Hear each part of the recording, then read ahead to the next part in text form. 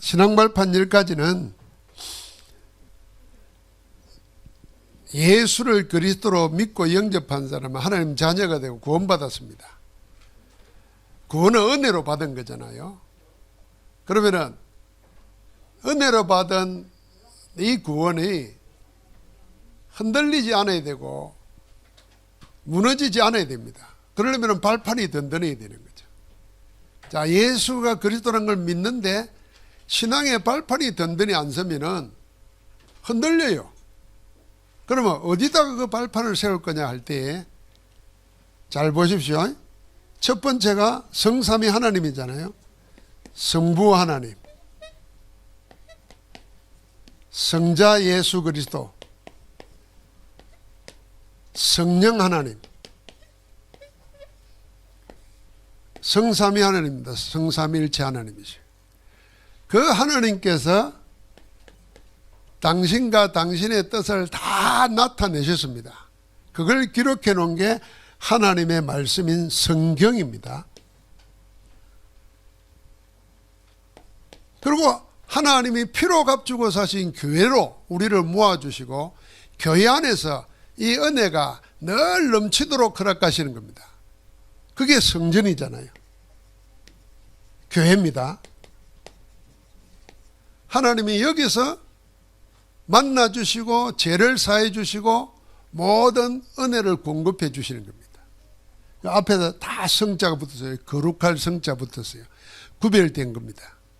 성부, 성자, 성령 하나님. 여기에 내 신앙을 세워야 돼요. 자, 그러면은 반대가 뭐겠어요? 사람 보고 하면 안 된단 말이에요. 사람 위에다가, 내 위에다가 신앙을 세우면 흔들려요. 그래서 영원하신 하나님, 성삼위 하나님 일체에다 내 신앙을 세우는 거예요. 사람의 말, 세상 소리, 여론 다 거기 따라 움직이잖아요. 요즘 보니까 판사, 검사도 여론 따라 움직여요. 그러니까 요새는 거짓 여론을 막 만들어내요. 자, 우리는 영원한 살아 역사하는 말씀 위에다가 내 신앙을 세워야 돼요. 하나님의 말씀 위에다가. 그게 성경이에요. 그리고는 여러분과 내가 모든 것을 어디서 해결하고 공급받아야 되냐? 교회 안에서. 그게 성전이에요. 자, 성부 하나님은 하나님의 주권, 성자 예수님은 하나님의 방법, 성령 하나님은 하나님의 역사, 성경은 하나님의 말씀, 성전은 하나님의 거룩한 교회. 자, 오늘 이제 6번째는 뭐냐 하면은 참 중요한 겁니다. 6번째는 하나님의 계획입니다. 하나님의 계획이 어디에 있느냐? 첫 번째는 하나님의 계획은 여러분과 나에게 있습니다. 여러분과 내가 가는 현장에 있습니다. 여러분과 내가 하는 일, 업에 있습니다. 하나님의 계획이 나에게 있고 여러분과 내가 가는 현장에 있고 여러분과 내가 하는 일, 업에 하나님의 계획이 있습니다. 그걸 보고 뭐냐 하면은 하나님이 축복하기를 원하시고 하나님이 역사하기를 원하시는 현장이라 그러는 겁니다. 이 현장이 하나님이 축복하고 역사하기를 원하시는 선교지입니다. 자, 우리가 선교지라 그러면 꼭 외국에 나가서 복음 전해야 되는 그 외국이 선교지라 생각하는데 그게 아니고 선교지는 다른 말로 하면 하나님이 축복하기를 원하시고 구원하기를 원하시고 역사하기를 원하시는 그 현장이다 그 말이에요. 거기가 어디냐? 나야, 나. 여러분과 나에게 하나님이 축복하고 역사하기를 원하시는 거예요. 그래서 하나님의 선교 현장이 어디냐? 여러분과 나요. 그래서 여러분과 나는 예배 때마다 말씀 읽을 때마다 기도할 때마다 하나님이 나를 손에 두고 행하고 계시는 것을 들어야 돼요. 여러분, 이게 어려운 게 아니잖아요. 이게 묵상이잖아요. 하나님이 지금 나를 향하고 나를 위하여 하시고 나를 위하여 하시는 게 뭔가 이걸 들어야 된다니까요. 자, 그걸 어디로 통해서 얻습니까? 예배하면서 찬송 부르다가 설교 듣다가 기도하다가 다른 사람과 포럼하다가 발견하는 거예요. 내가 오늘도 우리 어겸이 보고 이야기했지만은 어제 유 목사님하고 식사하면서 그랬어요. 어겸이 자랑을 해서 우리 교회 안에 렘넌트가 어릴 때부터 엄마 뱃속에서부터 렘넌트인데 늘 영어 토론대회 도전한 내가 이번에 1등상 받았다고. 그걸 제가 물었습니다. 다른 친구들 다 있는데 너는 뭘로 준비했노? 그랬더니 그 친구들 보면서 노바디를 했다고 했습니다. 그러니까 이러더라고요. 나는 사실 노바디 나싱할 때 못 알아듣거든. 지금도 못 알아듣는 사람이 있을 거예요. 영어라서 못 알아듣는 게 아니고 저 뭔 말이요? 노바디. 아무도 도와줄 사람 없어. 아무도 가진 것 없어. 거기서 하나님이 시작하시는 거예요. 그런데 우리는 누가 날 도와주기를 기대하고 나는 뭔가 있다고 생각해. 안 해요. 아무도 도와줄 자 없어. 거기서 살아남는 거예요. 아무도 가진 것 없어. 거기서 시작하는 거예요. 그건 뭘로요? 우리에게 이미 와 있잖아요. 그 이야기를 했어요. 노바디를 이야기했더니. 그러니까 지금 하나님의 계획이 어디에 있냐면 나에게 있고 여러분과 내가 있는 곳에 있고 우리가 하는 일에 있어요. 그걸 뭐 하기를 원한다고요? 적을게요. 하나님이 축복하기를 원하시고 하나님이 역사하기를 원하시는 거예요. 다시 한번 생각합시다. 하나님이 어디에 축복하기를 원해요? 나에게 축복하기를 원하신다. 할렐루야. 아무도 여러분과 나에게 축복받기를 원하지 않는데 하나님이 원하시고 하나님이 역사하기를 원해요. 그 하늘을 바라보는 거예요. 자, 그 현장에 우리 자신이 가장 중요한 선교지입니다. 최고의 선교지가 어디냐? 나에게. 그래서 사단이 우리에게 복음, 하나님 능력 말고 자꾸 세상 여론, 사람 소리, 내 내면에 있는 숨은 상처 이런 가지고 미래에 대한 불안 이런 가지고 자꾸 우리를 무너뜨리려고 합니다. 아니에요, 하나님은. 그래서 빌립보서 2장 13절에 우리 안에 능력으로 행하시는 하나님 그랬습니다. 지금도 여러분과 내 안에 능력으로 역사하고 계십니다. 할렐루야. 그게 최고의 연장이에요. 그래서 여러분 내가 하나님 자녀라는 구원의 확신 가지고 하나님의 자녀의 축복, 신분, 권세 24로 누리는 겁니다. 그러면서 우리 자신에 대한 해답을 가지고 있어야 돼요. 어떤 문제, 어떤 사건에도 해답이 어디 있냐? 하나님의 말씀 속에 있습니다. 그리고 사람의 위로나 사람의 어드바이스가 아니고 하나님의 말씀 속에서 답을 찾아야 돼요. 그러니까 한 번만 그렇게 답을 찾아버리면은 얼마나 좋아요. 사람한테 뭐 물어보려고 그러면 창피하고 자존심 상한 일이 많아요. 또 그런다고 한들 그 사람의 답이 내게 안 돼요. 그런데 하나님의 자녀인 나에게 하나님의 말씀 나면 성령이 역사하신다니까. 성령이 역사하는 속에서 힘을 얻고 위로받고 세임을 얻어보십시오. 그러니까 여러분 나를 붙잡아야 돼요. 이 모든 것이 하나님이 역사하기를 원하시는 선교 현장이 어디냐? 나 자신이다. 그래서 우리 주변도 내 주위에 있는 사람들도 다 나를 보고 있습니다. 여러분 내가 어려움에 왔을 때 기도하고 응답받으면요 가까이 있는 가족이 이웃이 친구가 보고 있습니다. 보면서 뭐가 있네 이 생각하는 자체가 전도 문 여는 시간입니다. 그러니까 얼마나 하나님이 역사하겠어요. 그래서 어떤 질병이 오든지 문제가 오든지 오면은 두려워하지 말고 염려하지 말고 하나님의 은혜로 정극거리 되도록 기도하세요. 우리 이번에 신혜정 권사님도 수술 잘 마쳤다고 감사하다고 기도해 줘서 감사하다고 우리 교회 카톡에도 올렸어요. 우리 긍기호 권사님도 그러고 여러분과 나에게도 병 올 수 있잖아요. 그러나 그 고통 속에서도 하나님의 증거로 전도자 되도록 기도하는 가운데 이기잖아요. 감사한 일이죠. 이겁니다. 이거. 하나님은 어디에 역사하기를 원하신다고요? 나에게. 자, 우리 같이 합시다. 하나님은 나를 축복하기 원하신다. 할렐루야. 자, 두 번째는 여러분과 내 가장 가는 모든 현장이 선교지라는 겁니다. 내가 가는 현장, 그게 선교지입니다. 그래서 여러분, 내가 부딪히는 어떤 문제, 사건, 위기, 이것도 전부 다 하나님의 역사기를 원하시는 겁니다. 그래서 거기에 흔들릴 필요가 없습니다. 그러면서 우리가 현장에 가면은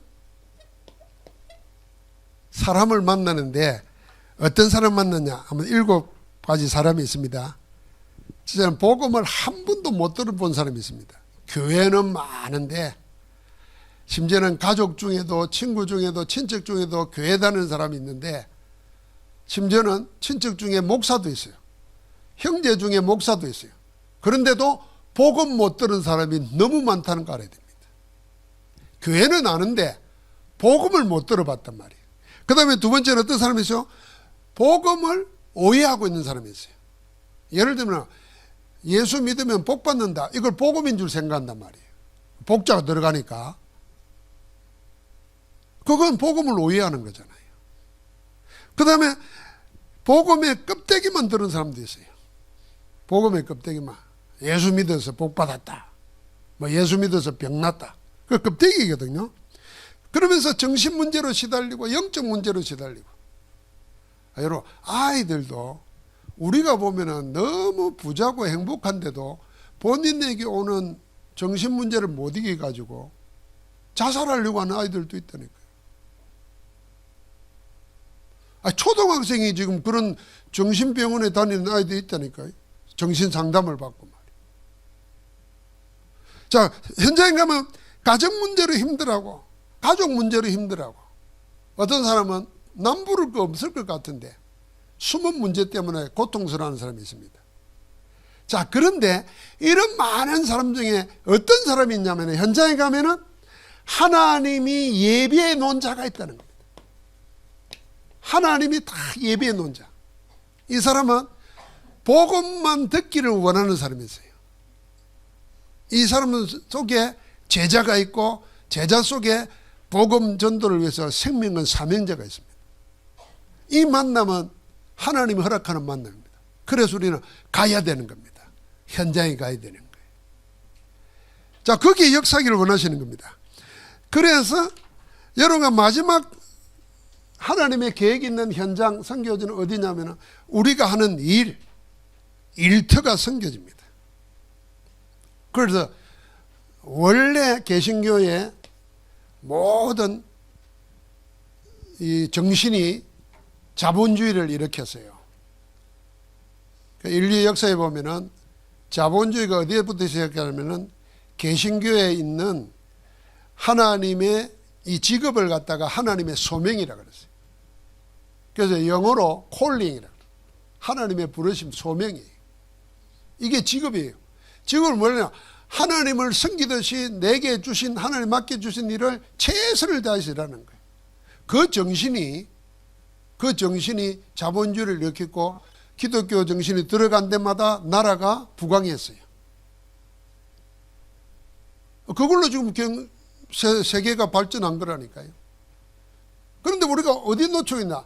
이 일하는 현장을 선교지라는 것을 놓쳐버리고 자꾸만 뭐 하냐면은 여기서 먹고 살기 위해서 일하는 것처럼 생각한단 말이에요. 오식주 해결하는 것으로 생각해요. 그러니까 힘들지요. 못 죽어서 일하는 거로 생각해요. 아니에요. 하나님은 거기에 나를 산업의 선교사로 파송해 놓은 거예요. 자, 그걸 깨달아야 그래서 기독교인들은 초창기에 개신교가 처음 시작할 때는요, 직업의 기천을 안 따졌어요. 내가 주어진 일에 하나님이 맡겨준 일이라고 생각하고 청소부면 청소부로서 최선을 다해서 일한 거예요. 그런데 하나님은 그 작은 일, 남은 하나님 미천한 그 일을 통해서 어마어마한 영향을 입은 거예요. 여러분, 우리나라가 전 세계에 제일 유명한 시기가 스위스 시기라고 그러잖아요. 스위스에 누가 갔느냐? 프랑스에서 천주교가 박해하기 때문에 피해가지고 간 사람들, 위구노 신자라 그랬어요. 그 사람들이 시계를 시작한 거예요. 그러니까 유럽의 모든 발전 뒷바탕에 보면은 전부 다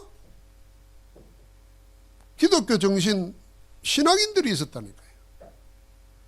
그들은 뭘 했나? 내 일하는 모든 것이 하나님이 나에게 보내주신 것이고 내가 여기에서 300% 응답을 받은 거예요.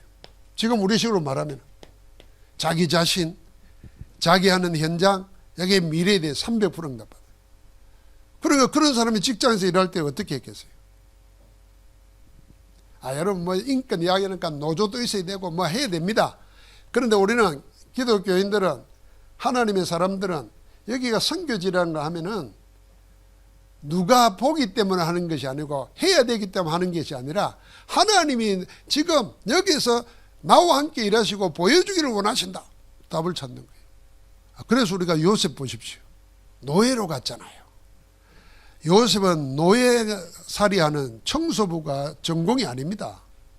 원래 부잣집 아들에서 사랑받고 자란 거예요. 전혀 자기하고 청소도 안 해본 사람이 노예가 됐어요. 그런데 그걸 하나님이 나를 보내신 곳이라 생각했어요. 우리 식으로 말하면 청소한 나를 제대로 해버린 거예요. 노예짓을. 어느 정도 했냐면 밭에 심어놓은 채소까지도 하나님의 역사가 일어났어요. 그러니까 불신자들과 보고 하나님이 너와 함께하는 것 같다 그랬어요. 감옥에 들어갔어요. 감옥이 자기 달란트가 아니라니까요. 그래서 세상은 자꾸 귀한 일이 있고 가치 있는 일이 있고 생각합니다. 아니에요. 우리나라 보십시오. 지금 식당도 젊은 사람은 식당 일 안 하려고 그래요. 농촌 일 안 해요. 외국인 없으면은 식당 가서 밥도 못 얻는 판이에요. 그런데 우리가 복음 가진 자들이 여기가 선교지라 생각해야 돼요. 이게 하나님의 계획이 있는 것입니다. 그래서 여러분, 내가 기도하면서 늘 생각해야 될 게 있습니다. 기도 24를 하면서 내 있는 곳에 하나님의 나라와 하나님의 나라의 일이 일어나도록, 거기에 보좌의 능력이 나타나도록, 이 세 가지를 내 있는 곳, 내 가정, 내 현장, 내 하는 일 속에 하나님이 다스리고 하나님이 일하시도록 이걸 기도하는 거예요. 그래서 우리는 거기에 주시는 하나님의 축복을 가지고 그걸 도구로 써서 세계복음하는 정인으로 나가는 겁니다. 하나님의 계획이 나에게 있고 내가 가는 현장에 있고 내가 하는 일에 있다는 걸 모르면은 우리는 교회 일을 하면서도 월급쟁이 됩니다. 목사 교육자라도요, 이 축복을 놓쳐버리면은 월급쟁이 된다니까요. 그래서 요새는 우리 평신도도 알고 있어야 돼요. 한국 교회에 그 부교육자들이 근로자인지 성직자인지 모르겠다고 세상에 그래요. 왜냐하면은 그 퇴직금 내놓으라 그러고, 퇴직금도 알아줄 텐데 퇴직금 따지고 뭐 또 근무시간 외에 근무한 거 그거 나중에 청구하고 이런데요. 이게 목회자가 노동자인지 성직자인지 모르겠다고 밖에서들 이야기해요. 그럼 뭘 놓쳤냐면 이거 놓쳐버린 거예요. 그럼 돈 받는 것만큼 일할 겁니까? 그게 아니거든요. 그러니까 세상이 자꾸 세속게 들어가는 교회가. 그럼 우리는 원래대로 되찾아야 됩니다. 신앙 발판을. 어디에서요? 여기에 무장돼 가지고 내 있는 모든 것, 나 자신, 내 하는 일, 내가 하는 현장 전부 다 하나님이 축복하고 역사기를 원하신다. 거기가 진정한 선교지다. 여러분, 그래서 다시 여러분 가는 곳, 하는 일 되돌아보시면서 여러분 하는 곳, 가는 곳에 하나님 나라가 임하도록 주의 이름으로 축복합니다. 하나님 감사합니다. 오늘 한 해 마무리를 하는 이 송년주일날 우리가 하나님이 축복하고 역사기를 원하시는 하나님의 계획 있는 현장을 발견하게 하심을 감사합니다. 진정한 하나님의 응답을 복으로 누리게 하옵소서. 우리 주 예수 그리스도 이름으로 기도하옵나이다. 아멘.